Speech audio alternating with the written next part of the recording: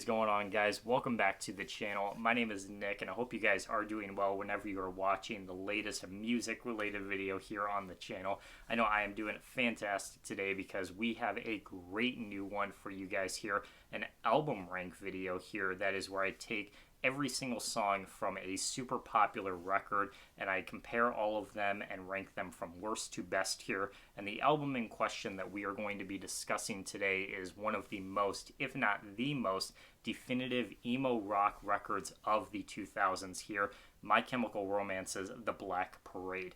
This is without a question one of my all-time favorites, probably in my top 10 favorite rock albums of all time here, and it is a rock opera and a concept album very similar to Green Day's American Idiot you see there behind me here. I just have a thing for these types of records, and in this case it follows what the band refers to as the patient here, who is a character that is suffering from a diagnosis of cancer on this record, and the main themes surrounding it, such as love, loss, tragedy, heartbreak, and most prominently death, of course. And as we go throughout the record, we see the transition he makes from the realization that he has this illness, what he is contemplating while having it, and then eventually looking into the afterlife and seeing what that actually is, and kind of understanding the process of death as a whole there. It's a very sentimental record for a lot of people. It's a very relatable record for a lot of people, and for many, one of the best rock ones ever created. And with that, let's take a look at all 14 tracks, breaking them down from worst to best here for this video. Gallons of the stuff, give them all that they can drink, and it will never be enough, so give them blood, blood, blood. Grab a glass because there's going to be a flood. I contemplated if this should even belong as part of this list here, because after all, it is a bonus track, and for many people, even big fans of the album, they don't even know that it frankly exists, but it does have a music video, believe it or not, which I think is the first and only time I've ever heard of a bonus track having a music video. And after all, it is a song on the album, so screw it. Let's talk about Blood here. This song plays at the very end, as you can imagine, and is very demented. It's very twisted. It's got this very playful and goofy side to it, as well as the lead singer, Gerard Way, has this very interesting tone in his voice where he knows it's very humorous to some degree, but it's also very dark and complex with its lyrical themes as well. This guy is just completely obsessed with blood and death as he kind of contemplates what is actually happening to him in this situation after he has passed away here. And it's just a very goofy, silly song, but I can't really rank it any higher than 14 simply because it is a bonus track after all, and it's not really meant to be taken as part of the main story of the album.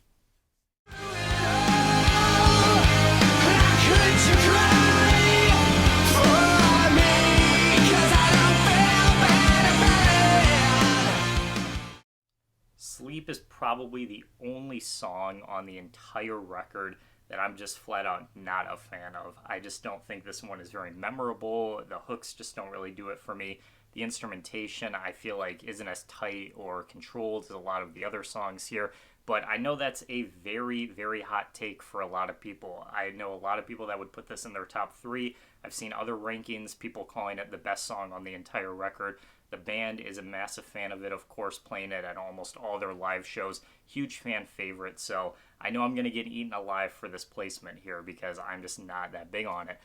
It has this very dark, atmospheric, almost uncomfortable vibe to it in a sense. It almost feels like it should be part of a horror movie in that regard. But at least for me, it just does not work as a standalone track, and that's one of my biggest pet peeves with this song. If you were to just play this for someone who had no context of where this came from or the album that it's on, doesn't know anything about the Black Parade story, it just would not work on its own. It only really works within the context of the record. And even then, I just don't feel like it's that interesting moving the story forward. I mean, it's a very relatable track in that regard. Everyone has had moments in their life where they're very stressed out or they're very tense about something and they find it hard to sleep. That's pretty much all the lyrics are describing here. So it's pretty shallow in that regard. I just don't really find a lot in this song that I come back to all that much, which is why it ranks at number 13 for me. I don't love you like I did yesterday. I could describe the song using one simple word here: underwhelming. In its placement, it follows Welcome to the Black Parade, which is a very grand, over-the-top, bombastic track, which is really the crux of the entire record story. And I Don't Love You simply just does not follow that up in any meaningful way. It's certainly not the worst song on this album, or certainly not the worst song I've ever heard, but in terms of its instrumentation and lyrics, I just find them both to be very unmemorable and very forgettable most of the time. I can still enjoy this song every once in a while, but in terms of coming back to it individually, this is just a song that I almost never do on its own, just because it doesn't really feel like it represents the album in a meaningful or interesting way. I think lyrically, this is also one of the most shallow and repetitive songs on the album. It's just a simple love song with not really much to offer in terms of any deep-seated, rooted sort of themes that you can pull from it, or any other way that you can interpret the song other than just the bass line, what it's trying to say in that regard, which is where I think it really misfires. And I also think its placement within the album, following the most celebrated song, Welcome to the Black Parade, was a big misfire on behalf of the band. This one just does not follow it up or do itself any favors being behind their most celebrated track. And on top of all that, the music in terms of this song, the instrumentation, is just really not it in terms of what the band is capable of. I just don't really find the song to be that interesting whatsoever.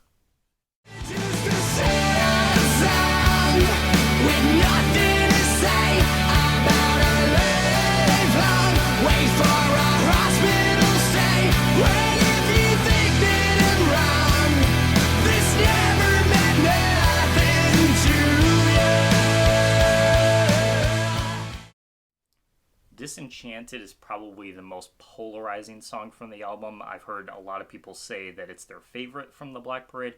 I've heard a lot of people say it's their least favorite. I've heard some people call it the best of any MCR song in their entire discography. And I've heard other people say it's one of the worst rock songs ever made. So where do I fall in this fierce debate in the fandom?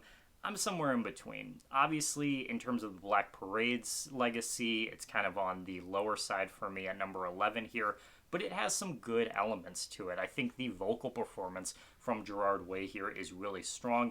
I feel like the lyrics are much better than the songs that we've talked about prior to it, and I think the instrumentation here is also really tight and really well crafted as a song here. The backing vocals on the song are another aspect that I think are really well done. I think they really have some good craftsmanship behind it, and it's very artsy and very atmospheric at the same time.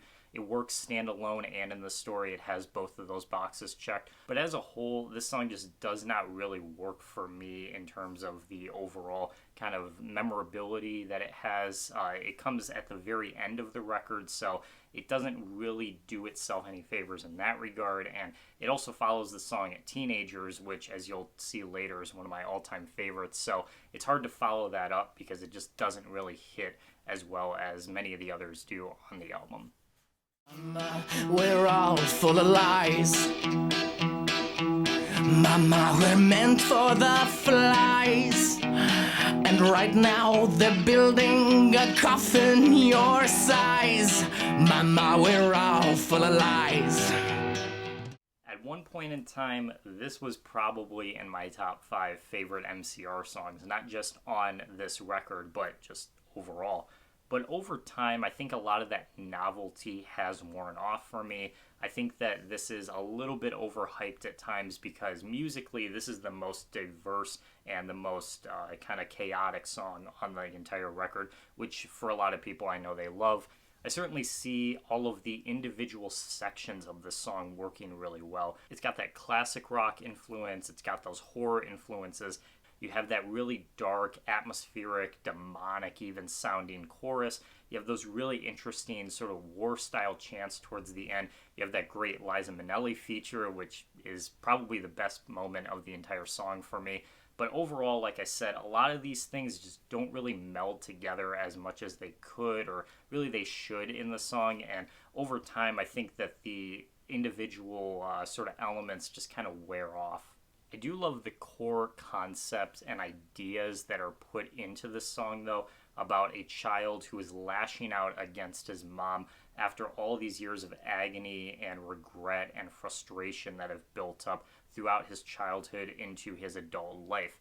But overall, like I said, I think this song just doesn't really stick its landing as much as it should, frankly speaking, because of the fact that everything seems a little bit more disjointed and doesn't really flow as nicely as a lot of other people would argue.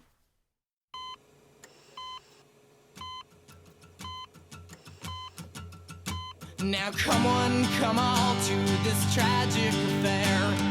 Wipe off that makeup, what's in is despair. So throw on the black dress, mix in with the lot. You might wake up and notice you're someone you're not. That clip you just heard is the very first thing that you hear in this song, as it's the opening song to the album. And it's really interesting to see how the band pairs that heart monitor with that acoustic guitar to make a very atmospheric and scenic song that throws you directly into the story as soon as the album starts. You're a fly on the wall watching this patient slowly come to the realization that he is about to die, and on his deathbed, lashing out, giving all the pain and agony and kind of his final words before he eventually bites the dust. It's a very, very interesting way to start this record, and it's a very interesting idea for a rock opera. I am not afraid to keep on living. I am not afraid to walk this world alone. If you stay, you'll be forgiven.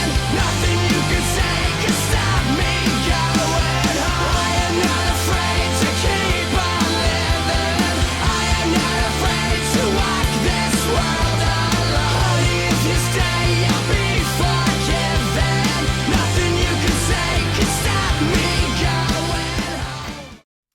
We go directly from the album's opener to the album's closing song here. Very interesting how that worked out in my ranking here.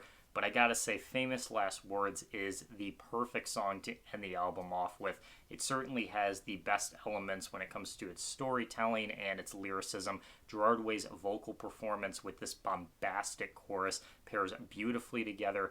And on top of that, those scathing, evil undertones just add another layer to this song that I think MCR just absolutely nailed. Call my Aunt Marie. Help her gather all my things and bury me in all my favorite colors. My sisters and my brothers still. I will not kiss you.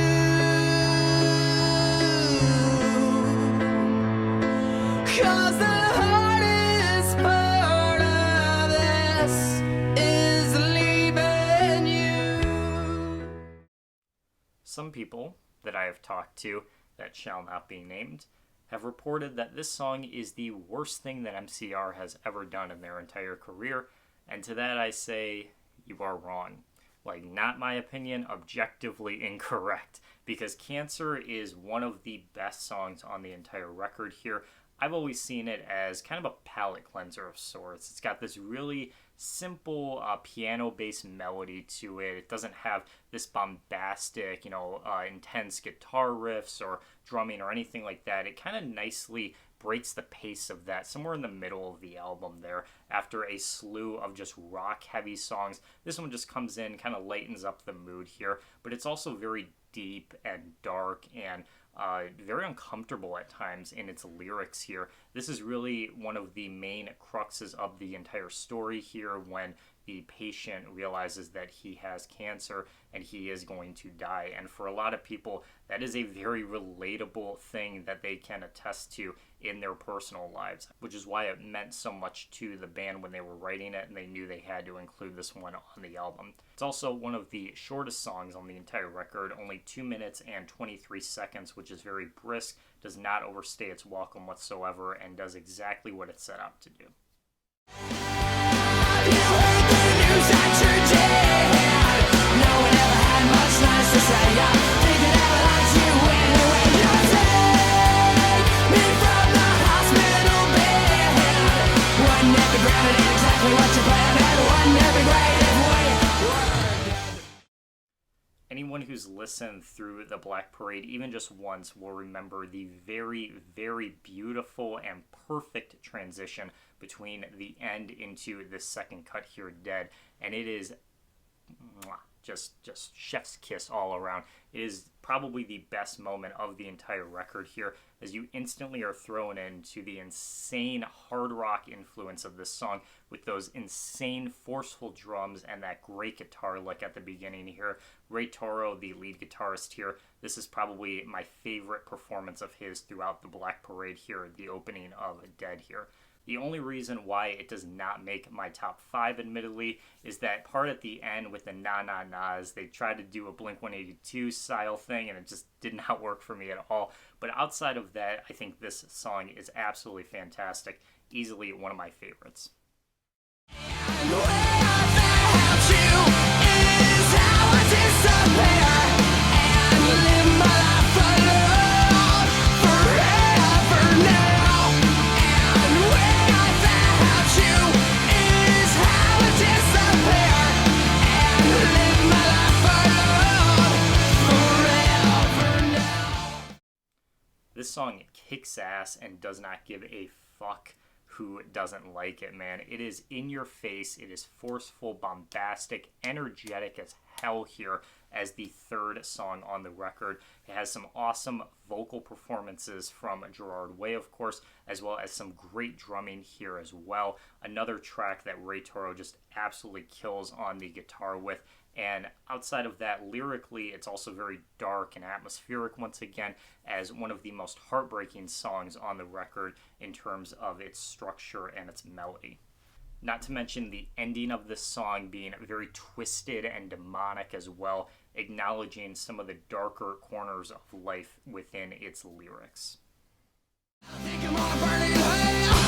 Everybody burn a house right down and say what I wanna say. Tell me I'm an angel. Take this to my grave. Tell me I'm a bad man. Kick me like a stray. Tell me I'm an angel. Take this to my grave. Can you say underrated with a capital underrated? Because that is exactly what House of Wolves is. Too many times that I've seen these ranks of MCR songs or just songs on the Black Parade like I'm doing here, House of Wolves is ranked far too low, not even cracking the top 10, which is such a shame here because musically speaking, this is probably the most unique song on the entire record. It has this early garage rock style feel to it, very similar to groups like Jet or The Strokes from the early 2000s. Pulled a lot of influences from those to make this song musically, and MCR uses it fully to incorporate this very interesting scenic sounding song with a super commanding in-your-face vocal performance once again from Gerard Way here, and some great hooks that'll stick in your mind as soon as you hear it.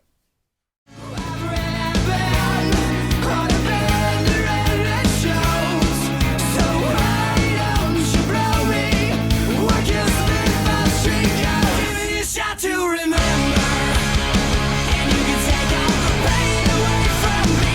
Kiss it, I won't surrender. The sharpest lives are the 10 years to lead, and let it burn all the empires. So bright the sun is the shade to rise and be in love with all of these vampires. So you can live like the same, but let me. If you were to ask me what my favorite 5 seconds are from this record, from any song, anywhere in it, the pre-chorus in The Sharpest Lives would be my answer. That bit, I've really been on a bender and it shows. That is my favorite part of the entire album. That's my favorite line in the entire album here. It's so simple, but it's so revealing at the same time about our character, the patient here, It really shows this wild side that he had prior to his untimely death. And this song really fleshes out a lot of what his character would go through during his diagnosis here, which is part of the reason why I love it so much.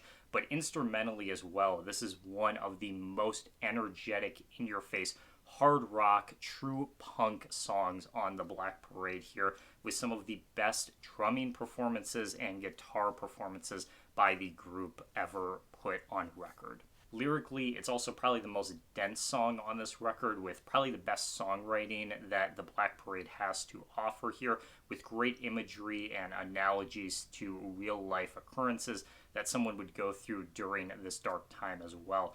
In addition to that hook, I have spent so much time just in the past 2 weeks singing that hook to myself at work and being caught more times than I'd like to admit. Boys and girls in the clique, the awful names at the stick. You're never gonna fit in much, kid. But if you're troubled and hurt, what you got under your shirt will make them pay for the things that they did. So remember what I said about Sleep earlier, in that song has one of the worst ratios in terms of that it works really well in context with the story and the themes of the record, but does not really work as a standalone track. Well, Teenagers is the complete opposite of that. Standalone, this is one of the best singles from the entire record, and even if you heard this outside of context from the rest of the story and the songwriting, you would instantly understand its appeal for anyone, even if you're a punk fan or not. But in terms of its placement in the record, a lot of people would go on to argue that it does not connect with the story at all. It doesn't really have any other themes surrounding this character. It doesn't mention him or anything. And I would agree with that to some degree, that in the placement of it, it doesn't really work, but this song is too catchy and too fun that I just don't care about it. At one point in time, this was my favorite My Chemical Romance song, and while it has slipped a little bit for me, I definitely would still argue that it has just such a fun, energetic, sing-along style vibe to it that you just can't help but love, and is super catchy even after the very first time you hear it. This has been an emo anthem for 15 years now, and it gets better and better with each repeated listen. Teenagers here as my silver medalist for the Black Parade.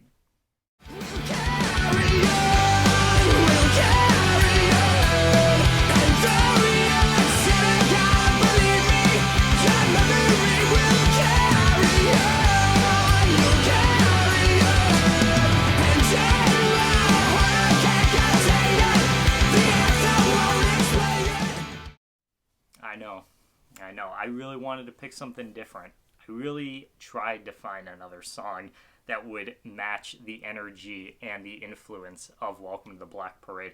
I've seen many other people do it, and they have really good reasons for it, but after listening to this song countless times for this video here, both in context of the complete album and on its own, there just is not another song that matches the level of Welcome to the Black Parade. If you've never heard it, well, your name must be Patrick, because you must have been living under a rock for 15 years, because everyone and their mom knows Welcome to the Black Parade. It's pretty much become the emo staple and the most defining song of the pop-punk era, even over other groups like Green Day or Blink-182. MCR was able to capture the emotion and the heartbreak in this song that many people throughout their teenage lives and their young adulthood would certainly relate to. Welcome to the Black Parade has been described by many as the Bohemian Rhapsody of the 2000s here, and I think that's a very fitting comparison to make here. It has all of the different structure and different layerings here. The vocal performances from Gerard Way are fantastic here. The solo is great in this song. Like, Ray Toro absolutely shreds as much as he can in this. It's super emotional, bombastic, heartbreaking as well. But above all else, this is probably the biggest moment in the album's story, when our patient eventually realizes what the afterlife itself is. Contrasting those ideas of dark, disturbing, distorted, themes of death and the afterlife in contrast with hope and optimism as well, saying that we will carry on the legacy of this individual here and not let them be forgotten.